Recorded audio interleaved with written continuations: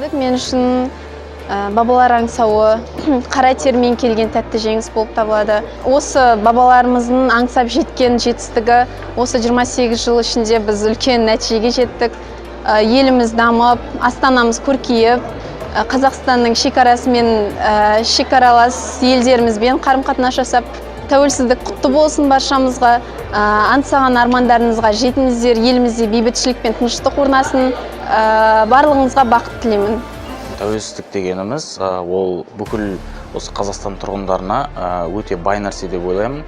Тәуелсіздік дегеніміз ол әр қазақстандыққа өте құндылық нәрсе. Яғни бірнеше ірі қаламыз дамып, экономикамыз қажетті деңгейде өсіп келді. Тәуелсіздік мерекесі құтты болсын, мемлекетіміз бай және тыныштық бола берсін.